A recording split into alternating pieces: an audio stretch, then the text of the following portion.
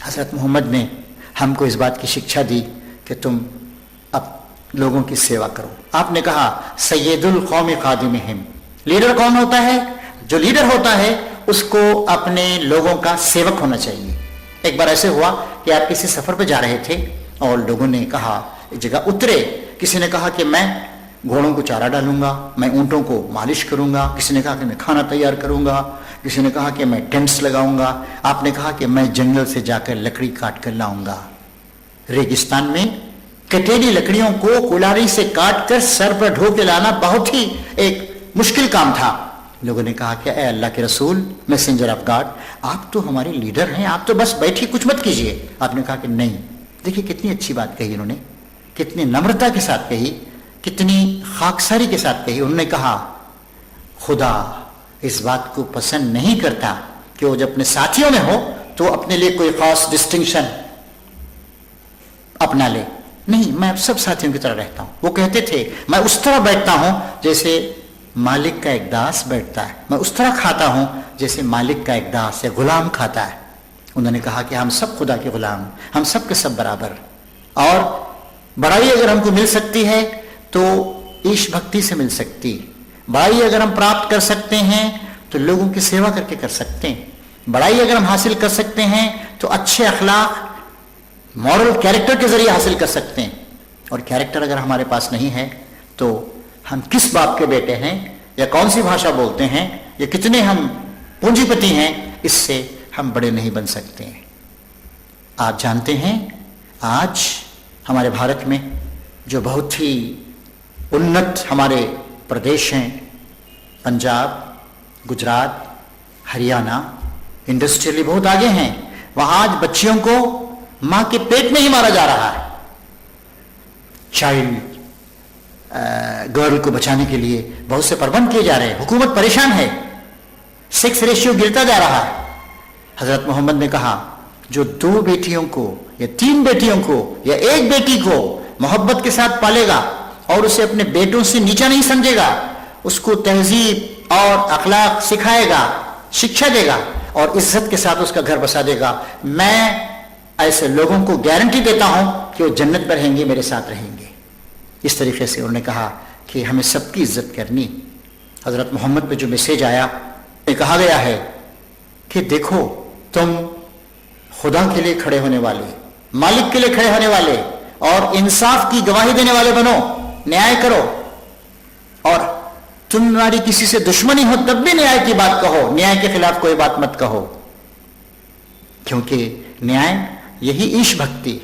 आज हम समझते हैं कि एक खास टाइप का लिबास, कपड़ा पहन लेना, खास टाइप का कुर्ता पहन लेना, या कुछ अपने दाढ़ी रख लेना, या अपने सर पे कुछ लगा लेना, ये ईश भक्ति, ये पाइटी है। नहीं, हजरत मोहम्मद ने कहा ये पाइटी नहीं है। आपने कहा कि पाइटी जो होती है वो दिल में होती, और लोगों के साथ अच्छा सलूक करना, इंसाफ करना, ये पाइटी, ये नेकी है, ये भलाई है, पुण्य ये है। और पाप, एक बार उन्होंने बताया कि जिस काम को करते हुए तुम्हारे दिल में खलिश हो कि ये काम नहीं करना चाहिए मुझे, ये ठीक नहीं है, ये इंसानों के लिए मुफीद नहीं है, नुकसान हो रहा है, तो ये पाप है। इस तरह के पाप से तुमको बचना चाहिए।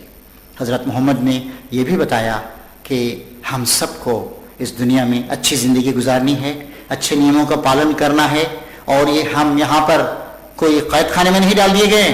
उन्होंने कहा कि इंसान खुदा का असिस्टेंट, खलीफा का लफ्ज उन्होंने इस्तेमाल किया, वाइसचेरेंट, यानी हमारे मालिक ने हमको एक खास मुद्दत तक इस जमीन पर रहने, जमीन को यूज करने, जमीन को एक्सप्लोर करने, जमीन को डेवलप करने के लिए भेजा है। आज हमें बात करते हैं कि हम इन्वायरमेंट को बर्बाद कर रहे हैं, हवा को बर्बाद कर रहे हैं, पानी को बर्बाद कर रहे हैं, पोल्यूशन को बढ़ा रहे हैं। हजरत मोहम्मद ने कहा कि नहीं, ऐसा नहीं होना चाहिए। उन्होंने यहां तक हमें बताया कि कोई सायादार दरख्त को काटो मत, और किसी ऐसी जगह यानी कि गंदगी मत फेंको। आपने कहा कि पाकी सफाई, सफाई सुथराई आधा ईमान। आपने कहा कि किसी किस्म की गंदगी, सेक्सुअल रिलेशनशिपनेस, इससे बचो तुम। उन्होंने कहा कि शादी करना ये तो आधा ईमान।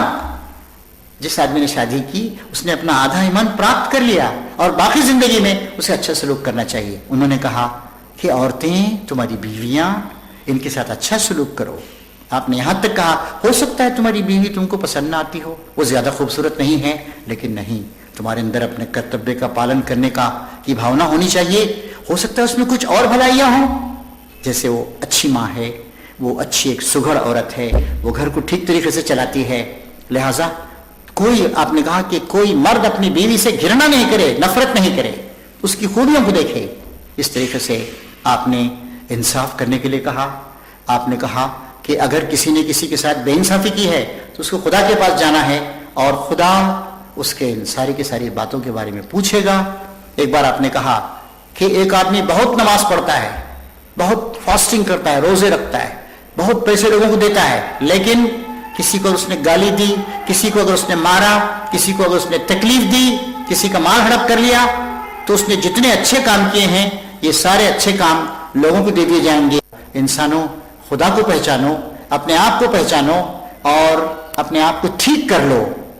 آئیے ہم اور آپ اس بات کا خیال کریں, اس بات کا ایک ریزالو کریں کہ ہم اپنے گاؤں اور شہر کو, اپنے بھارت کو اور اس پوری دنیا کو ہم نیکی, پنیہ اور انصاف سے, جسٹس سے بھرنے کی کوشش کریں گے. حضرت محمد کا سندیش اس معاملے میں ہماری مدد کرے گا. ہماری دعا ہے کہ یہ چیز آپ کے لیے مفید ہو. Islamic guidance centre Port Blair اس سلسلے میں آپ کو یہ آفر دیتا ہے کہ آپ ہماری لائبریری میں آ سکتے ہیں. حضرت محمد کے سندیش کے بارے میں بہت سی کتابیں, بہت سے سیڈیز وغیرہ آپ ہمارے پاس سے حاصل کر سکتے ہیں. ہماری دعا ہے کہ اس مالک اور مولا کی آپ پہ رحمت ہو, اس کی مرسی ہو, اس کی دیا درشٹی ہو.